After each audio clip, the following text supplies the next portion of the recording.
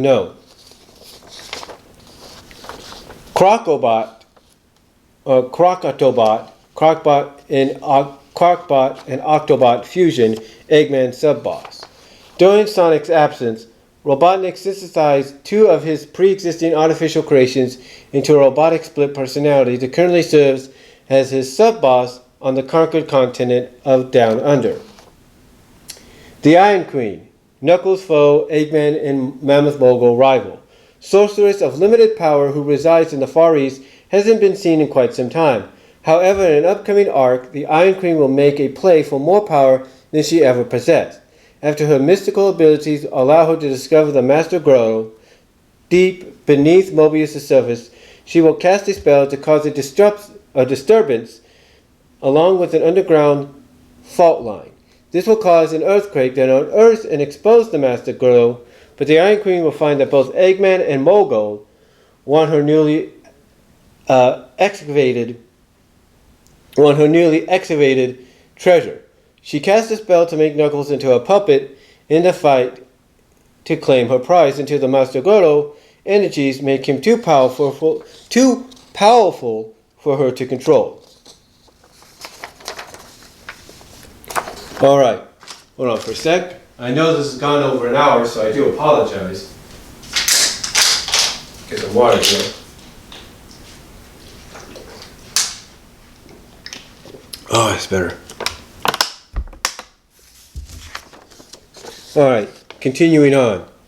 Void, evil dream entity, currently lies in the imaginary world, the dream realm, as a prisoner of Illumine, the realm's guardian, seen in Sonic Shuffle.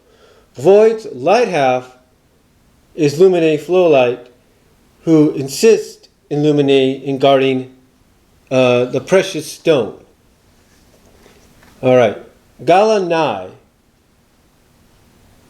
Eggman's sub-boss. Current status unknown. See Battle for Emerald Isle. Upcoming two-parter. Okay. The Anti-Freedom Fighters. Alternate reality dark version. Excuse me. It's good. Current status unknown. See Battle for Emerald. Okay, never mind. Hold on. Getting back on topic here. Getting back on track here, I should say. The Anti-Freedom Fighters. Alternate reality dark version. Current status unknown.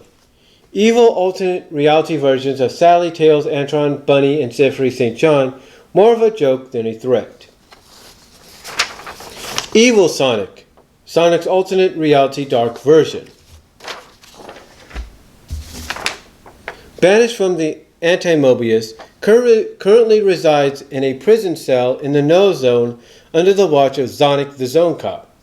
In an upcoming arc called Evil May Care, Evil escapes from prison after being denied parole and travels to Mobius Prime. Once there, he finds himself in battle with Sonic. Evil manages to get a jump on Sonic and imprisons him in a solitary area. He gets rid of his sunglasses and leather jacket, goes back to Knot Hole City, and decides to temporarily replace Sonic in order to avoid being recaptured by Sonic. Pretending to be Sonic, Evil causes havoc in Mina and Ash's love life, kisses Amy Rose, and tries to put the moves on Fiona despite the fact that it hurts Tails. However, he finds that he deeply enjoys the way Jules Imbrina treats him. When a threat rears its head, Evil is forced to be a hero, and in doing so, finds that he enjoys the role. As a matter of fact, Evil enjoys it so much, he decides to take over for Sonic permanently. And the only way to do that is by getting rid of Sonic.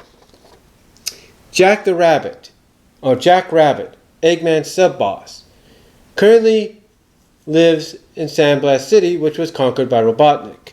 Well, that kind of answers our question. Would any of the writers, past or present, make that Jack Rabbit of the Sandblast Freedom Fighters into a Robotnik ally or villain? Karl Bollars, I guess, took care of that. Game antagonists who have yet to debut. The Battlebird Armada. Tails' foes. High-tech airborne army led by the great Badakuku 15th ravage and pillage areas similar to appearance in being. Badakuku's fifth son, unnamed Speedy, is second in command, first appeared in Tails' adventure, and are primarily his adversaries. King Boom Boo, leader of all ghosts undead, sends out ghosts he controls to possess others and cause random mischief. Bokun, Eggman Robotnik messenger, usually leaves bombs and causes mischief before he leaves. And that, after how long? 65 minutes, and I do apologize, like I said at the beginning, if this went long. That is basically what Karl Bollars, in a sense, had planned. And I'll tell you something. I'll tell you. Obviously, there are some ideas that he had that I read off there. I'll provide a link below because I know a lot of you ain't going to want to sit through this whole thing. But if you do, I applaud you. I do applaud you. That obviously he had. There are some ideas here that seem okay. And some that just seem like, are you kidding me kind of deal. But it's true. That is basically what he had lined up. And I know what a lot of people are thinking right now if you've sat through this. What the hell were both men thinking? Well, Ken Penders, I'll give you credit.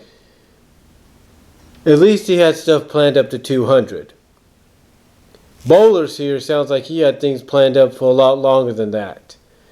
And it sounds like he wanted to turn this into what they're doing with the Archie comics right now, or some of the main Archie comics, and that's turn it into a freaking teen drama, if you will. Not that there's anything bad with that, but what he had planned here is like he wanted to turn the comic into something that would rival what you see at DC and Marvel as far as stories go and comic books go.